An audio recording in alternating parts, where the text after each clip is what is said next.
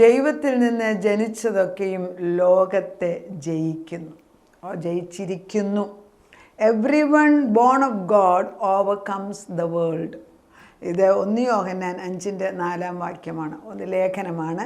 1 യോഹന്നാൻ 5:4. നമ്മളോട് ദൈവം പറയുന്നത് അങ്ങനെ തന്നെ വായിക്കാം. 5:4 എങ്ങനെയാണെന്ന് എഴുതി വായിക്കാം. 5:4. ദൈവത്തിൽ നിന്ന് ജനിച്ചതൊക്കെയും ലോകത്തെ ജയിക്കുന്നു. ലോകത്തെ ജയിച്ച ജയമോ നമ്മുടെ വിശ്വാസം തന്നെ.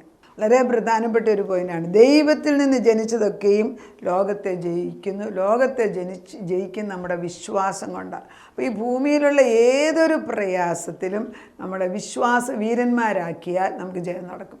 വിശ്വാസ വീരന്മാരാക്കണമെങ്കിൽ, വിശ്വാസത്തിൽ നമ്മൾ വളരണമെങ്കിൽ വചനാടിസ്ഥാനത്തിലേ ഒക്കത്തുള്ളൂ. വേറെ ഒന്നിനും ആ ശക്തിയില്ല. നമ്മൾ എന്തെല്ലാം 1000 വട്ടം വിളിച്ചു പറഞ്ഞാലും ദൈവവചനത്തിൻ്റെ മർമ്മമാണ് നമ്മുടെ ഭക്ഷണം, ആത്മാവിൻ്റെ. ആ വചനം നമ്മളെ പലതരത്തിൽ, പല സഭകൾ പലതരത്തിൽ പഠിപ്പിക്കും. ചിലർ ഒരേ വാക്യങ്ങൾ പല പ്രാവശ്യം ചൊല്ലി, ചിലർ വേദവാക്യത്തിൻ്റെ ഒരു വാക്യം എടുത്തിട്ട് പൊരുൾ പറഞ്ഞു കൊടുത്ത് പഠിപ്പിക്കുന്നവരുണ്ട്. പിന്നെ ചിലർ എഴുതി വെച്ച പ്രാർത്ഥനകൾ എങ്ങനെയാണേലും വചനാടിസ്ഥാനത്തിലാണെങ്കിൽ അതിൽ ഉറപ്പിക്കുക എന്നുള്ളതാണ് ഏറ്റവും വലിയ പ്രധാനം. നമ്മൾ ഈ ശീതവാനും ഉഷ്ണവാനും അല്ലെങ്കിൽ വേരില്ലാത്ത വൃക്ഷമാണെങ്കിൽ അത് നിലനിൽക്കത്തില്ല. അപ്പം ദൈവത്തിന് നമ്മളെ ആറ്റരികത്ത് നിൽക്കുന്നതും തക്ക കാലത്ത് ഫലം കായ്ക്കുന്ന നിലവാടാത്തതുമായ വൃക്ഷം പോലെ ആക്കാൻ ആഗ്രഹമുള്ളതിനാൽ നല്ല വിത്ത് നല്ല സ്ഥലത്ത് ഇടാനായിട്ട് നമ്മളെ ഏൽപ്പിച്ചിരിക്കുകയാണ്.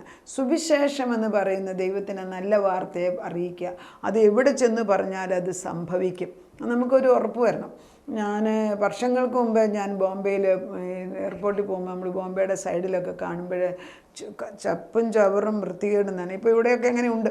അതിൻ്റെ നടുക്ക് ആരെങ്കിലും മുള കൊണ്ട് ഒരു കുരിശ് കൊണ്ട് വെക്കുന്നതാണ്. എന്നാൽ പിന്നെ വർഷങ്ങൾ കഴിയുമ്പോൾ അവിടെ ചെല്ലുമ്പോൾ അവിടെ എല്ലാം വൃത്തിയായിട്ട് ശുദ്ധമാകുന്നത് കാണാം. അപ്പം നമ്മൾ മനസ്സിലാക്കേണ്ടത്, ഒരാൾ മനസ്സുകൊണ്ട് വിചാരിച്ച് അവിടെ ദൈവത്തിൻ്റെ ആത്മാവിനെ പകരണമെന്ന് ആഗ്രഹിച്ചു, ചെറിയ ഒരു സ്റ്റെപ്പ് എടുത്തു, ബാക്കി ദൈവം ചെയ്യുകയാണ് ചെയ്യുന്നത്. നമ്മൾ ആരെങ്കിലും ഒരു സ്റ്റെപ്പ് എടുക്കാതെ ഒരു നന്മയും ഉണ്ടാകത്തില്ല. ഭൂമിയിൽ ഒരു നന്മയും തന്നെത്താനെ കിളിച്ച് വരുന്നില്ല. വ്യക്തമായിട്ട് മനസ്സിലാക്കണേ. ഭൂമിയിൽ ഒരു നന്മയും തന്നെത്താനെ വരുന്നില്ല. കാരണം we are living in the fallen world. അതുകൊണ്ട് നമ്മളെ വെറുതെ വിട്ടൊരു സ്ഥലം ഇട്ട് നോക്ക്. പാഴ്ചെടികൾ വളരുന്ന വളർച്ച കണ്ടാൽ അതിശയിച്ചു. ഞങ്ങൾ കൊട്ടാരക്കര ഉണ്ടായിരുന്നപ്പോൾ ഓർക്കുന്നുണ്ട്, കുറേ പൈനാപ്പിൾ നമ്മൾ കൃഷി ചെയ്തത്. നമ്മൾ കോഴിക്കോട് പോകേണ്ടി വന്നു, കാരണം ഡോക്ടർ വർക്ക് ചെയ്യായിരുന്നു അവിടെ. അങ്ങനെ ആ സമയത്ത് നമ്മൾ നോക്കുന്ന ആളുകൾ ചൊവ്വ നോക്കിയില്ല. പിന്നത്തെ പ്രാവശ്യം വരുമ്പം പൈനാപ്പിളിനെക്കാട്ടി കൂടുതൽ വീടുകൾ, അതായത് പാഴ്ചെടികൾ അതിനെ മൂടിയിരിക്കുന്നത് നമ്മൾ കണ്ടു. ഞാൻ ചോദിച്ചത് പറിച്ച് കളയാൻ ആരുമില്ലേ? ആളുകളെ അവർ ചെയ്യത്തില്ല. ചെയ്യിപ്പിക്കുന്നവർക്ക് വിശ്വസ്തത കുറവായിരുന്നു. പിന്നെ നമ്മളത് ചെയ്തിട്ടുമില്ല. ആ പ്രാവശ്യത്തെ പൈനാപ്പിൾ ഒത്തിരി നമ്മൾ കുറേ പറിച്ചായിട്ട് ഓർക്കുന്നു. നമ്മൾ ഓർക്കേണ്ടത്, ചുമ്മാതെ ഒരു സ്ഥലത്തും ഒരു നന്മയും വരുന്നില്ല. പിന്നെ വരണമെന്നുണ്ടെങ്കിൽ ഒരാളെങ്കിലും കോൺഷ്യസ് ആയിട്ട് അതിനുവേണ്ടി ഇറങ്ങിത്തിരിക്കണം. ഒരു ഭവനത്തിൽ നമ്മുടെയൊക്കെ പിതാക്കന്മാർ നട്ടുവെച്ച വൃക്ഷങ്ങളുടെ ഫലമാണ് നമ്മൾ അനുഭവിക്കുന്നത്.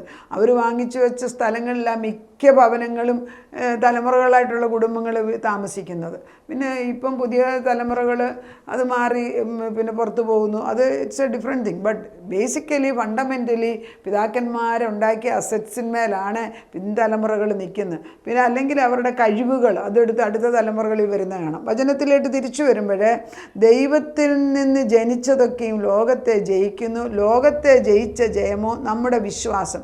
യേശു ദൈവപുത്രനെന്ന് വിശ്വസിക്കുന്നതിനല്ലാതെ ആരാകുന്നു ലോകത്തെ ജയിച്ചവൻ? ദൈവം അയച്ച പുത്രൻ യേശു ക്രിസ്തു, അവൻ ദൈവത്തിൻ്റെ പുത്രനാണ് എന്ന് വിശ്വസിക്കുന്നില്ല എങ്കിൽ എത്ര വിശ്വാസിയാണെന്ന് ഞാൻ പറഞ്ഞിട്ട് 94 വയസ്സുള്ള ഒരു സ്ത്രീയോട് വചനം കുറേ നേരം പറഞ്ഞു കഴിഞ്ഞപ്പോൾ അവർ തിരിച്ചു പറഞ്ഞത്, നമ്മളല്ല, എൻ്റെ ഒരു ഫ്രണ്ട് പറഞ്ഞതാണ്, ശരിയാണ് നീ പറയുന്നതെല്ലാം ഞാൻ കേൾക്കുന്നുണ്ട്, പക്ഷേ വിശ്വാസി പള്ളിയിൽ പോകുന്ന ആളെക്കുറിച്ച് പറയുന്നത് 94 വയസ്സുള്ള സ്ത്രീ പറയുകയാണ്, എന്താണേലും യേശു ദൈവപുത്രനാണെന്ന് ഞാൻ സമ്മതിക്കത്തില്ലെന്ന്. എങ്ങനെയുണ്ട്? അവരുടെ ഏറ്റവും വലിയ ഇൻട്രസ്റ്റ് ആർട്ടിഫിഷ്യൽ ഇൻ്റലിജൻസിനെ കുറിച്ച് സംസാരിക്കാനാണ്. മനുഷ്യൻ മരിക്കുന്നതിന് മുൻപും മനുഷ്യൻ സത്യദൈവത്തെ കാണാതെ ജീവിക്കുന്നു എങ്കിൽ, പിന്നെ ഒരു കാര്യം ഞാൻ പറഞ്ഞു, ഞാനത് കേട്ടപ്പം പറഞ്ഞു, വിഷമിക്കണ്ട, ഇപ്പോൾ 94 വയസ്സായില്ലേ, കുറച്ച് നാളും കൂടി ഈ ജഡം തീർന്നിട്ട് ആത്മാവാകുന്നിടം വരെ ഈ ഭൂമിയിൽ കിടക്കും. കാരണം അവരെ യേശു കണ്ടിട്ടുണ്ടെങ്കിൽ മാനസാന്തരം വരുത്താൻ കുറേ സമയം എടുക്കും, അന്നേരം അവരായിക്കോളും. നിങ്ങൾ പോയി വചനം പറഞ്ഞേച്ചു പോകുവിനെന്ന് ഞാൻ പറഞ്ഞു. അവർ ഓരോ പ്രാവശ്യം അവധിക്ക് വരുമ്പോഴും ഇങ്ങനെയുള്ള പ്രായമുള്ളവരുടെ വീട്ടിൽ ചെന്ന് വചനം പറഞ്ഞേച്ചു പോകുമെന്ന് പറഞ്ഞു. എനിക്കത് എന്നെ വല്ലാതെ ടച്ച് ചെയ്തു. അവർ ആ എഫേർട്ട് എടുത്തിട്ട് ഓരോ ഭവനങ്ങളിൽ ചെന്ന് കണ്ടിട്ട് പ്രായമുള്ളവരോട് ചെന്ന് വചനം പറയുക. അവർ ഉൾക്കൊള്ളുന്നോ ഇല്ലയോ എന്നുള്ള. അവസാനം പ്രയാസപ്പെട്ട് പറഞ്ഞു, എത്ര നാളിങ്ങനെ പോകും. ഞാൻ പറഞ്ഞില്ല, ഇനിയും തൊട്ട് അവിടെ ഒരു വിളവെടുപ്പുണ്ടാകും, ഷുവറാണെന്ന് ഞാൻ പറഞ്ഞു വിട്ടു. കാരണം 2 പേർ അഗ്രി ചെയ്ത് ഞാൻ ഏറ്റെടുത്തപ്പോൾ ദൈവത്തിൻ്റെ ആത്മാ പ്രവർത്തിക്കും. നമുക്ക് അധികാരങ്ങളുണ്ട്, നമ്മൾ അവകാശങ്ങളുണ്ട് ദൈവനാമത്തിൽ. നമ്മൾ ദൈവത്തിൻ്റെ വചനം ദൈവശ്വാസമാണ് നമ്മൾ പറയുന്നെങ്കിൽ അതിൻ്റെ കൂടെ ശക്തി പോകുന്നു എന്നുള്ളതിന് സംശയമില്ല. അപ്പം ദൈവം ക്രിസ്തു ദൈവപുത്രനാണെന്ന് വിശ്വസിക്കുന്നവനാണ് ലോകജയമുള്ളത്, അല്ലാത്തവർക്ക് ജയമില്ലെന്ന് തന്നെയാണ് പറയുന്നത്.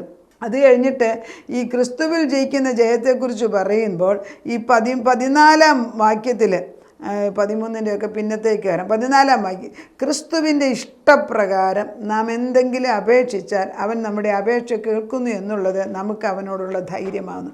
This is the confidence that we have in Christ Jesus, that we ask anything in Christ name we will get it. This is the confidence. അപ്പോൾ എനിക്കൊരു ഉറപ്പുണ്ട്.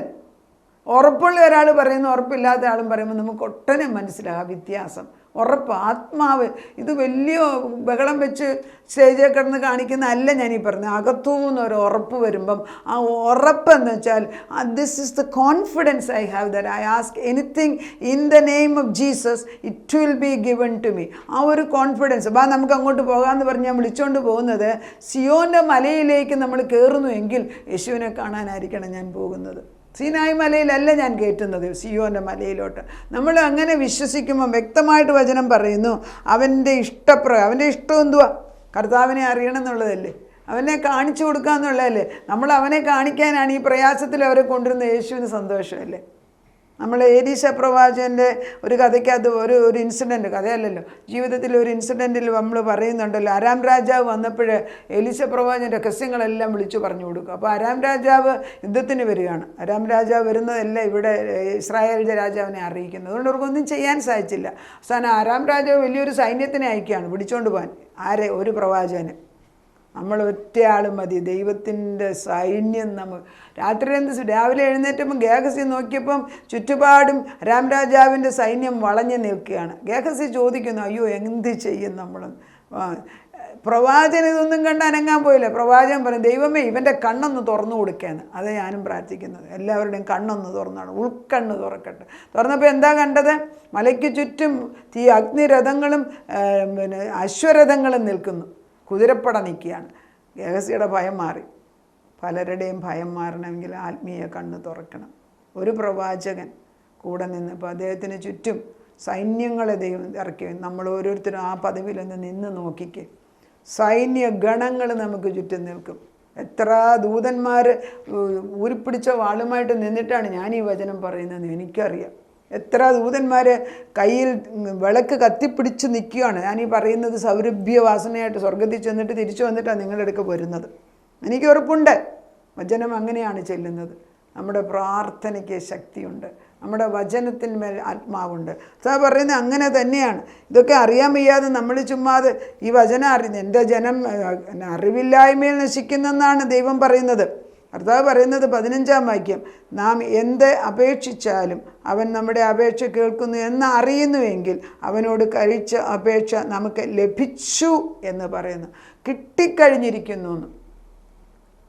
നമ്മളൊരു രോഗസൗഖ്യത്തിന് വേണ്ടി പോയി പ്രാർത്ഥിക്കുക, കർത്താവേ എൻ്റെ പരിശുദ്ധാത്മാവ്. കഴിഞ്ഞ ദിവസം ഒരാൾക്ക് വേണ്ടി പ്രാർത്ഥിക്കാൻ പോയി, ഡയബറ്റീസിൻ്റെ ഷുഗറിൻ്റെ പ്രോബ്ലം. ചെന്ന് പ്രാർത്ഥിച്ചു. പിറ്റേ ദിവസം ഒരു ഫോട്ടോ അയച്ചു തന്നു. ഫോട്ടോ കണ്ടാൽ വളരെ ഭയപ്പെടുന്ന ഒരു ഫോട്ടോയാണ്. അന്നേരം അവർ കെട്ടി വെച്ചിരുന്നുകൊണ്ട് നമ്മൾ കണ്ടില്ല, നമ്മൾ പ്രാർത്ഥിച്ചു പോരുന്നു. പക്ഷെ ഞാനൊട്ടും ഭയപ്പെട്ടില്ല, തിരിച്ചയച്ചു. ദൈവവചനം അയച്ചു കഴിഞ്ഞതാണെങ്കിൽ അതിന്മേൽ ഹീലിംഗ് ദൈവം ചെയ്തേ ഒക്കത്തുള്ളൂ. കർത്താവെ ഞാൻ പ്രാർത്ഥിച്ചയച്ചതാണ്, പരിശുദ്ധാത്മാവ് തന്നെയാണ് ചെയ്ത്, ഞങ്ങളല്ല.